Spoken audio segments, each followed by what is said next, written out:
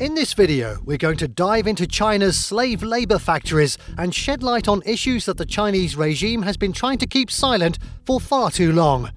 Unfortunately, the slave markets are not exactly confined to a single place or were by any means a one-time occurrence. In reality, forced and slave labour is one of the most widespread and problematic issues plaguing the entire country. Is the Chinese government so stubborn that it simply lets the gross violations of human rights happen in broad daylight?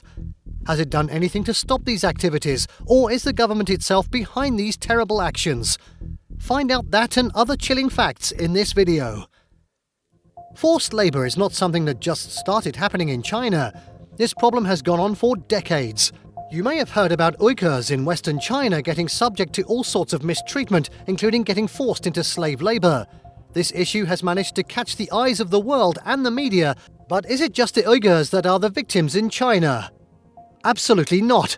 But the reason the world is talking about Uyghurs right now is because this time it's not some random Chinese criminal organisation that is orchestrating these activities. It is the Chinese government itself. Of course, the Chinese regime does not openly accept the fact that they are subjecting the minority of Uighur Muslims to concentration camps. Instead, they've coined a new term called re-education facilities. However, we'll get back to this later. Let's go a little back in time and see how long this problem has persisted in the country. The short answer is far too long. Since China is a communist regime with a very strict check and balance on its civilians, getting a clear idea of the number of slave labour can be hard. However, as things continued to leak to the media, the picture continued to get painted in front of the world. The first incidents happened in the early 2000s when children started getting kidnapped and were later found working in brick kilns. As the parents of these children found out, they mobilized themselves together to look for their children. Many of them could trace their kids back to some rural areas where they would be forced to work for brick kilns. After this matter got the public's attention, Chinese media began to report on it as well. The daily trafficking and how crime organizations went about it were reported. The fact that the criminals were working alongside the local authorities for this purpose was also brought up. When matters got out of hand, the government of China launched an investigation. Hundreds of brick kilns were inspected and found it to be in violation of the law. Some children were rescued, and these brick kilns were then closed down. In a case like this, the government of China may have been collaborating with its criminals for mutual gain, but as soon as things got too public, they decided to undo the matter by launching an investigation. Unfortunately, it does not look like the same could ever happen with Uighur Muslims, as the Chinese regime seemed to be directly involved in that one. Not too long ago, the leaked government files of the Chinese government showed the employment histories of as many as 2,000 Uyghurs in China. What had happened was that since 2017, China has been putting its Uighur Muslims into internment camps. China referred to these as its re-education camps. However, the reality was anything but that. What really happens is that China isolates these Uighur Muslims based on their ethnicity and religion.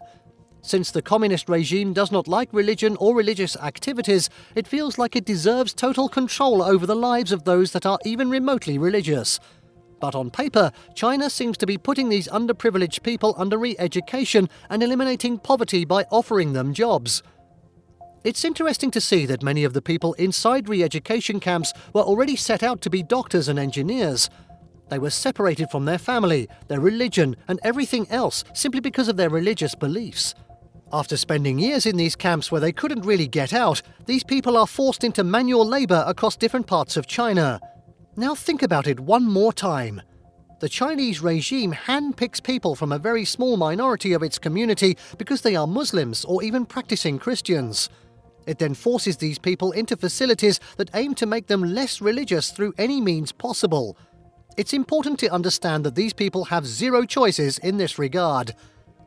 After a certain number of years, the government randomly relocates these scores of people across so many different areas that it becomes impossible for them to present a united front. Wherever they're sent, they are sent there as slave labour. Unfortunately, on paper, China actually calls these arrangements job opportunities, which is nice enough to offer to the minorities. The regime also claims that these activities help keep religious fanaticism in check and helps them take care of any radical movements brewing up. In reality, there has never been any evidence presented that would suggest that these people posed a danger for the regime or the country. A recent study into Xinjiang's own report on the employment history tells more than you need to know. The province's official website boasts that their re-education arrangement has attracted investors to build hundreds of factories in the area.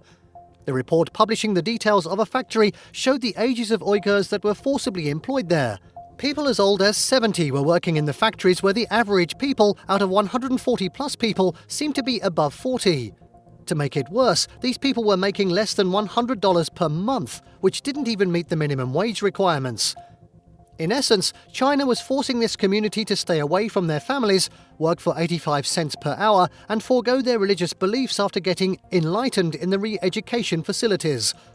Just like brainwashing is labelled as job training, forced slave labour is labelled by the country as poverty alleviation.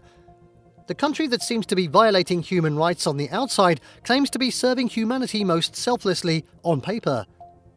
Do you know that the Chinese province Xinjiang produces 45% of the world's polysilicon? This is one of the key components needed for a solar panel. Since Xinjiang is filled with forced and exploited Uyghur labour, UK's Sheffield Hallam University decided to investigate. The report found that the Chinese government claimed that these programs were in accordance with the People's Republic of China law. The government also said that all workers are engaged voluntarily in a collaborative government-supported effort to alleviate poverty. However, was there any truth to that? Apparently not. This is what the report said. However, significant evidence, largely drawn from government and corporate sources, reveals that labour transfers are deployed in the Uyghur region within an environment of unprecedented coercion, ungirdled by the constant threat of re-education and internment. Unfortunately, the matter is worse than a small number of people being forced to work for 85 cents an hour or locked up in re-education camps. According to human rights organisations, China has forcibly relocated as many as 1 million Uyghurs over the last couple of years. In fact, there is evidence present that the regime has also been involved in systematically sterilising the women of that area, so its people are unable to further increase their populations. China claims to be keen on social stability by conducting acts like this, but it's clear that it's being done in the most inhumane way possible. Over the years, many human rights organisations have called China out for its unjustifiable actions across the entire country, and particularly against Uyghurs. China has always managed to sweep things under the carpet, and on the off chance that things do happen to come out, China ends up offering explanations that are far from the truth. Since the US and other countries called China out for its violations of human rights, China said that it was trying to fight Islamic militancy and separatism in the region. Independent analysts refer to that stance as being very far from the truth. That's all from this one, folks. Thank you for watching. Don't forget to like and subscribe. It really helps the channel grow and make more of this content. Take care and have a great day.